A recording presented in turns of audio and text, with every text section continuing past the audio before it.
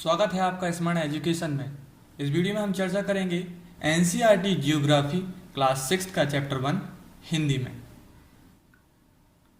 जब भी हम रात में आसमान की ओर देखते हैं तो हमें अनगिनत टिमटिमाते हुए सितारे नजर आते हैं। कुछ तारे छोटे होते हैं, कुछ बड़े होते हैं, कुछ स्पष्ट रूप से दिखाई देते हैं या फिर कुछ धूमिल दिखाई देते हैं। अमावस्या की रात में जब चंद्रमा नहीं दिखता तब हमें आसमान और साफ दिखाई देता है। दिन के समय तारे इसलिए नहीं दिखाई देते क्योंकि सूर्य का प्रकाश इतना तेज होता है कि हम अन्य तारे और चंद्रमा को नहीं देख पाते।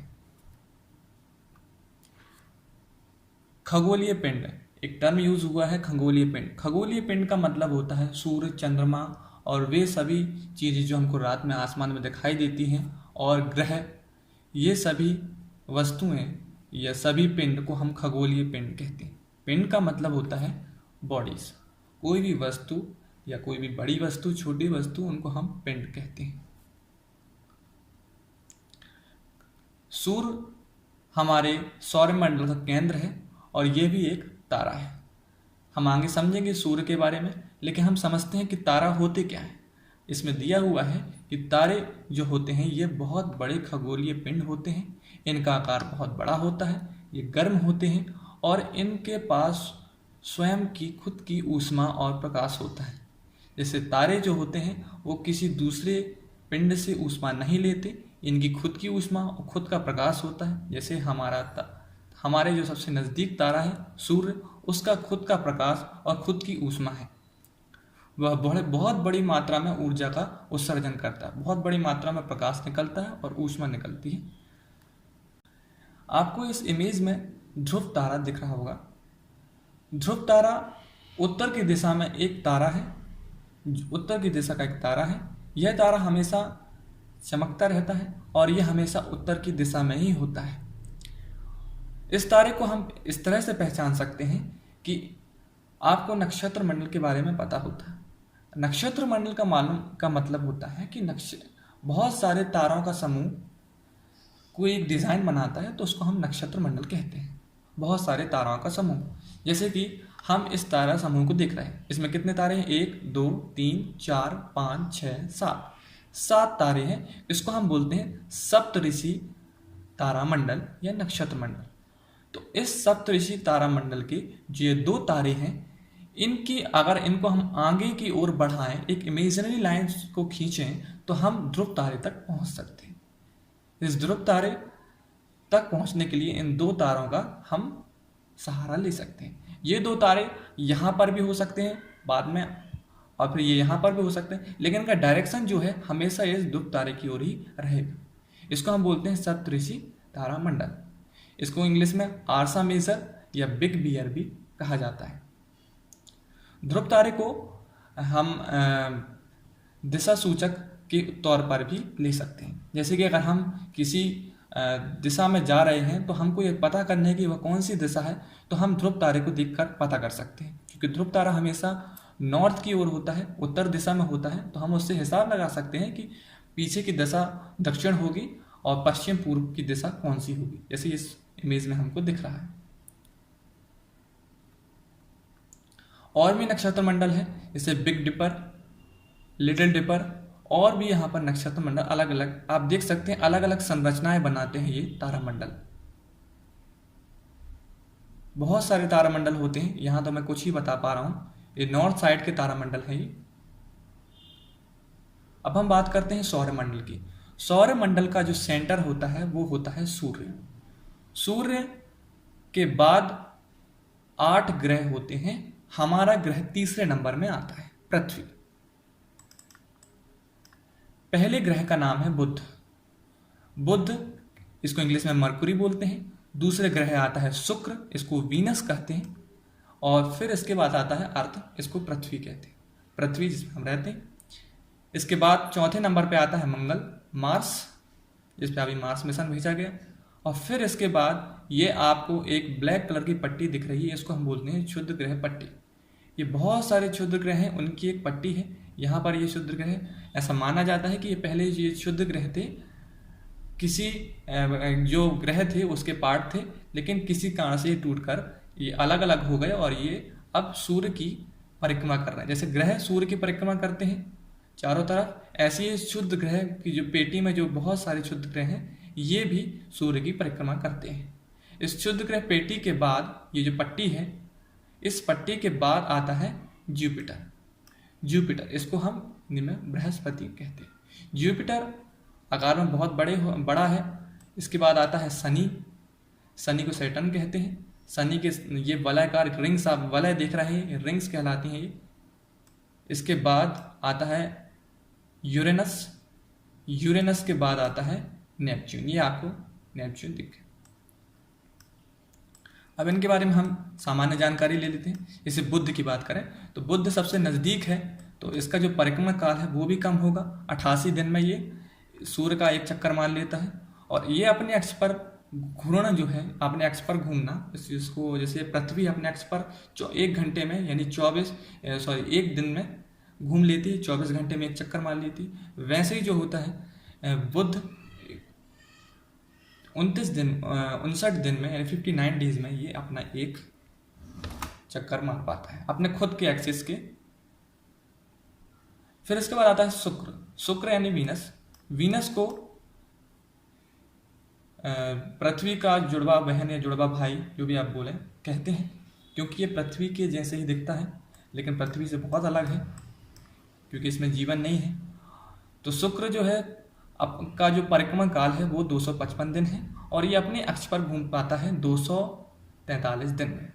इस तरह पृथ्वी को हम जानते हैं कि 365 दिन में ये सूर्य का एक चक्कर लगा पाता है और फिर इसके बाद और अपने अक्ष पर ही घूमता है 1 दिन में। हाँ, यहाँ ध्यान देंगे कि बुध और शुक्र का कोई चंद्रमा नहीं होता। जैसे हमारा एक चंद्रमा है तो बुध और शुक्र का कोई चंद्रमा नहीं होता।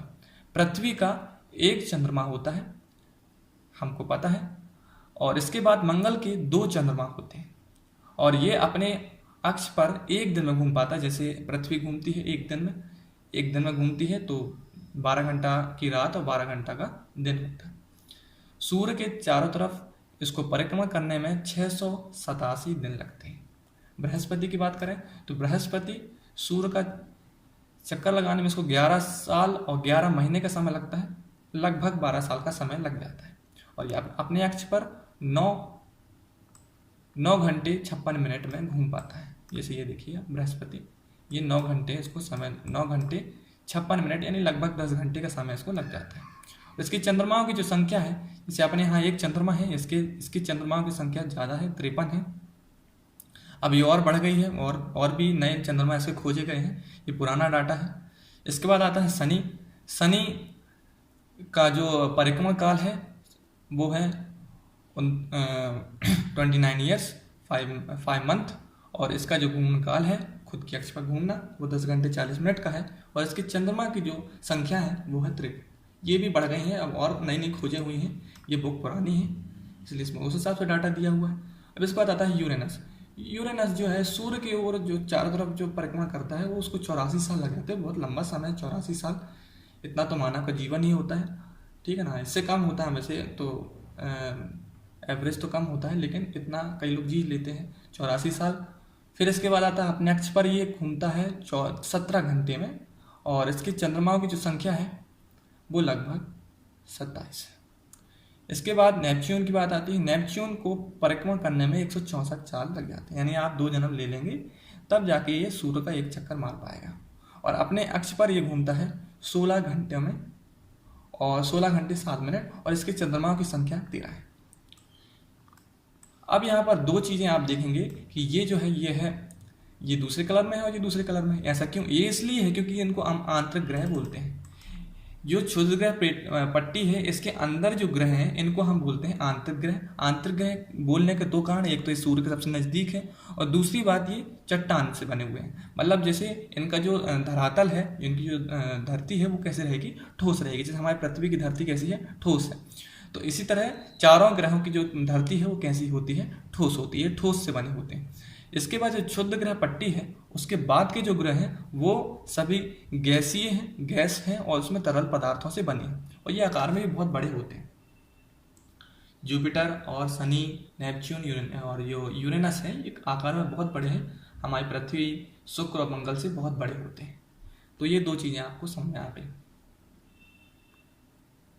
अब हम बात कर लेते हैं सौरमंडल के बारे में। हमने समझ लिया कि आप बोलते हैं कि सौरमंडल क्यों कहा जाता है। सौरमंडल इसलिए कहा जाता है कि सौर का मतलब होता है सूर्य। सूर्य से जो भी संबंधित होता है उसको हम सौरमंडल बोलते हैं। जैसे सौर हम और भी शब्दों का उपयोग करते हैं, जैसे कि सौर ऊर्जा, तो जो सूर्य से आने वाली ऊर्जा उसको हम सौर ऊर्जा बोलते हैं। सौर ऊष्मा, सौर की जो गर्मी होती है उसको हम सौर ऊष्मा बोलते हैं। ऐसे बहुत सारे शब्द हैं इनका हम प्रयोग करते हैं जो सूर्य से रिलेटेड होते हैं। तो सौर मंडल में सूर्य होता है, 8 ग्रह होते हैं, हमने अभी देखा। और उन 8 ग्रहों के बहुत जो उपग्रह होते हैं, जैसे अपना एक चंद्रमा है, मार्स का 2 चंद्रमा है, और जुपिटर के 53 हैं, और जुपिटर के पास शनि सैटर्न के भी 53 हैं। तो ये सब मिला के, और खगोलीय पिंड बहुत सारे हैं, क्षुद्र ग्रह हैं। क्षुद्र ग्रह जो पेटी में पट्टे में हमने देखा इतने सारे क्षुद्र ग्रह हैं, और बहुत सारे उल्का पिंड्स होते हैं, मीटरॉइड्स होते हैं। वो सब मिला के सौरमंडल का निर्माण करते हैं। उसे हम सौर परिवार का नाम देते हैं। और इसका मुख्य कौन होता है? सूर्य। सूर्य सेंटर में होता है। ऐसा लगभग करीबन 99% जो सौरमंडल का भाग है वो सिर्फ सूर्य में ही है। सूर्य जो है 99% भाग को घेरता है, सिर्फ 1% ही बाकी जो ग्रह हैं और बाकी जो खगोलीय पिंड है वो आते हैं लगभग। ठीक है, अब बात करते हैं सूर्य की। तो सूर्य सबसे बड़ा होता है और केंद्र में होता है, ये हम आपको बता चुके हैं। ये सब गर्म गैसों से बना होता है। 2 गैसें होती हैं, हीलियम और हाइड्रोजन। ठीक है, और सौरमंडल को बांधे रखता है। क्यों बांधे रखता है? क्योंकि इसका जो सूर्य का गुरुत्वाकर्षण इतना ज़्यादा है कि ये सारे ग्रहों को अपनी ओर खींचे रखता है, बांधे रखता है। नहीं तो अगर इसका खुद का जो खिंचाव हो अगर कम हो, या इसका खुद का गुरुत्वाकर्षण कम होगा तो ये सारे ग्रह जो हैं यहाँ वहाँ बिखर जाएंगे और पूरे ब्रह्मांड में पता नहीं कहाँ घूम जाएंगे। तो उनको बांधे रखता है। दूसरी चीज़ होता है कि सौरमंडल की जो प्रकाश और ऊष्मा है वो कहाँ से मिलती है? सूर्य से ही मिलती है। और कोई तो चमकता नहीं है, बस सूर्य ही चमकता है। लेकिन हम उसकी अत्यधिक तेज ऊष्मा को महसूस नहीं करते क्योंकि हम उसके नज़दीक नहीं है ना। सबसे नज़दीक तारा होने के बावजूद भी हम उससे बहुत दूर। सूर्य से और पृथ्वी की जो दूरी है करीबन 15 करोड़ किलोमीटर है। 15 करोड़ किलोमीटर लगभग। ग्रह की बात कर लेते हैं। ग्रह जो होते हैं हमको मालूम है 8 ग्रह होते हैं हमारे सौरमंडल में, और बुध हम सबकी बात कर चुके। शुक्र, पृथ्वी, मंगल, बृहस्पति, शनि, यूरेनस और नेपच्यून के बारे में हम बात कर चुके हैं। इसको याद करने का तरीका है, एक आसान तरीका है। इसके पहले जो हम वाक्य बोल रहे हैं, my very efficient mother just served us nuts. तो इसका मतलब ये है कि अगर हम इसको याद करने का तरीका है तो आप इससे याद कर सकते हैं कि मरकरी का जो होता है एम से आता है, वीनस वी से आता है, ई से अर्थ आता है, एम से आता है मार्स, जी से जुपिटर, एस से सैटर्न, यू से यूरेनस, एन से नेपच्यून। इस तरह से हम याद कर सकते हैं। और अब हम देखते हैं कि सौरमंडल में 8 होते हैं। और जो अपनी एक चीज़ और समझे कि सौरमंडल की जो चारों तरफ जो ग्रह चक्कर लगाते हैं, तो ये जो आप ये लाइन देख रहे हैं जिस पर ये चक्कर लगाते हैं, इसी रास्ते को जो अपनाते हैं, इस रोड को जो अपनाते हैं, तो इसको हम बोलते हैं, इस रोड को जिसमें ये रोड जैसे मान लो ये अर्थ है, अर्थ में जो ये चलते हैं इसको हम बोलते हैं ऑर्बिट। ठीक है ना, ऑर्बिट बोलते हैं इसको हम कक्षा ही बोल सकते हैं। कक्षा, इस कक्षा में ये सूर्य के चारों ओर चक्कर लगाते हैं। हाँ, अब मैंने आपको बताया था कि प्लूटो जो है वो एक पहले ग्रह मानते थे, लेकिन अंतर्राष्ट्रीय खगोलीय संगठन की बैठक हुई 2006 में, और उन्होंने ये निर्णय लिया कि खगोलीय पिंड जो प्लूटो है इसको अब हम बौने ग्रह में गिनती करेंगे, क्योंकि ये ग्रह की जो क्वालिटीज़ हैं उसको ये पूरी तरह से सेटिस्फाई नहीं कर पा रहा। यानी कि जैसे यहाँ मैं आपको और बता रहा हूँ, जैसे प्लूटो एक बौना ग्रह है, इसको हम इंग्लिश में ड्वार्फ प्लैनेट बोलते हैं। और एक है आयरिस ग्रह है 2007, ORS 10 है। ये और भी है मेक जो बौने ग्रह हैं उनकी हम चर्चा करेंगे। तो ये जो है ये बौने ग्रह इसलिए इनको बोलते हैं, ये दिखते भी हैं ग्रह की तरह और ग्रह की तरह सूर्य के चक्कर भी लगाते हैं। तो ये दोनों चीज़ें, तो ये जो ग्रह मानने के लिए जो नियम है, जो शर्तें हैं वो 2-3 तो पूरी करते हैं, लेकिन एक शर्त होती है कि जैसे कि मान लो कि ये ग्रह जो है, बौना ग्रह है, अगर ये चलेगा, मान लो यहाँ ये चलेगा और सामने अगर कोई क्षुद्र ग्रह या कोई भी ऐसी चीज़ आए जो इसके टक्कर, जो इसको रोकेगी, अगर ये इस रास्ते को साफ नहीं कर पा रहा है, अगर मान लो ये बृहस्पति के सामने अगर कोई भी चीज़ आएगी, क्षुद्र ग्रह आएंगे, तो उसको ये हटाता हुआ, उस मलबे को हटाता हुआ आगे निकलेगा। लेकिन होता क्या है कि प्लूटो और जो अन्य बौने ग्रह हैं, ये इस मलबे को, जो सामने इनके मलबा आता है, यहाँ पर ये मलबा आएगा, तो उसको ये हटा नहीं पाते हैं, इसीलिए इनको हम ग्रह नहीं मानते, इनको बौने ग्रह की गिनती में गिना जाता है। अब हम पृथ्वी की बात करते हैं। पृथ्वी का जो शेप है वो भू आप की तरह है, मतलब पृथ्वी हम समझते हैं कि पूरी गोल है, पूरी गोल नहीं है, वो दोनों पोलों से, जैसे ये नॉर्थ पोल है, यहाँ पर नॉर्थ पोल है, यहाँ पर साउथ पोल है, तो ये दोनों पोलों से थोड़ा थोड़ा चपटी है ना, थोड़ा थोड़ा चपटी, इसलिए इसको हम बोलते हैं भू आप, ठीक है ना। भू आप का मतलब कि जो पृथ्वी की तरह दिखने वाली जो संरचना है उसको हम भू आप कहते हैं।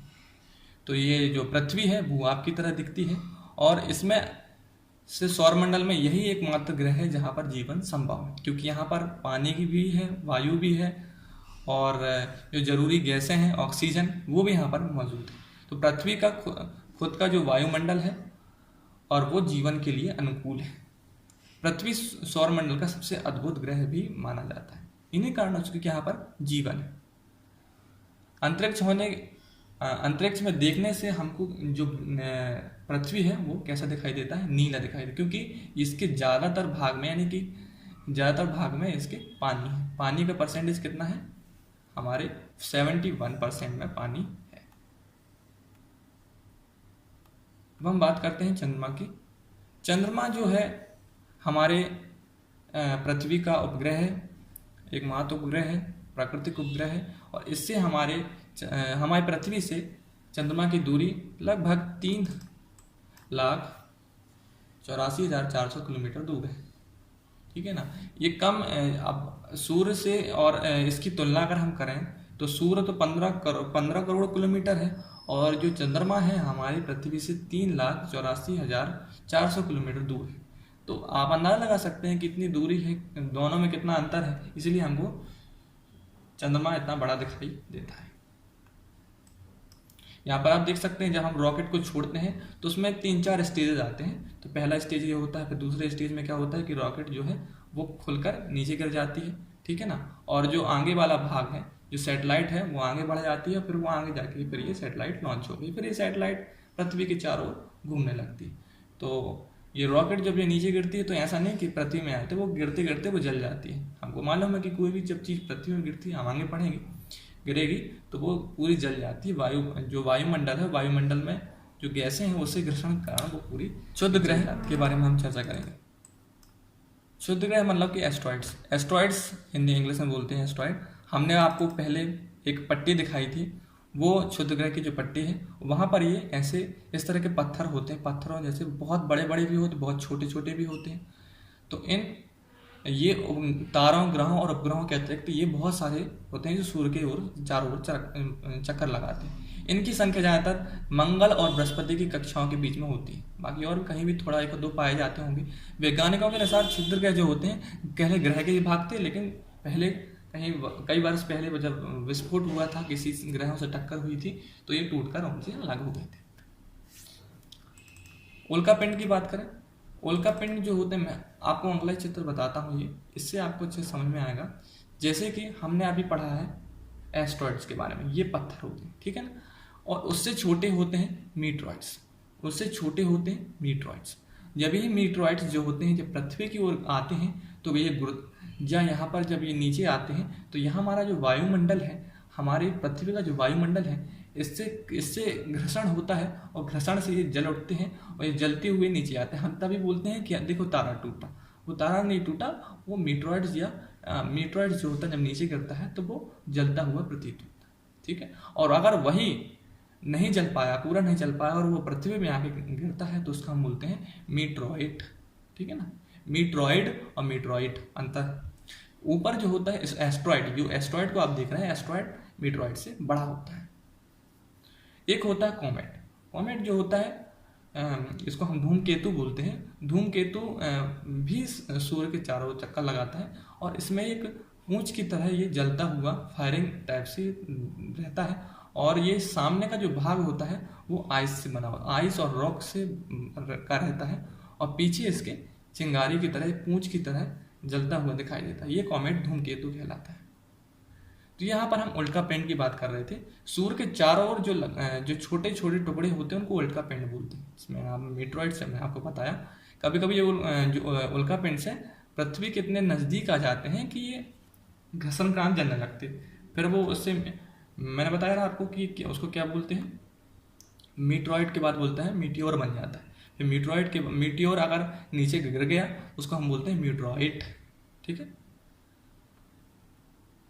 कभी कभी ये हमारे धरातल पर भी गिर जाते हैं तो उनको हम मीटरॉइड बोलते हैं। ठीक है। अब हम आपको आकाशगंगा के बारे में बताइए। आपको जो लाइन दिख रही पट्टी, कभी कभी जब रात में अंधेरे में या गांव में ही साफ सुथरा दिखाई देती, शहरों में तो मुश्किल है। तो गांव में जब हम देखेंगे, गांव में आकर जब हम होंगे और प्रकाश में जब हम आसमान में देखेंगे तो एक पट्टी सी, प्रकाश की पट्टी दिखती है, उसको हम आकाशगंगा बोलते हैं। इसी आकाशगंगा का ही हमारा सोलर सिस्टम भाग है, एक भाग है, एक कोने में हमारा सोलर सिस्टम आता है। आकाशगंगा बहुत बड़ी है। बहुत सारे सोलर सिस्टम, बहुत सारे सोलर सिस्टम से मिलकर एक आकाशगंगा बनती है, और बहुत सारे आकाशगंगों से मिलकर ब्रह्मांड का निर्माण होता है।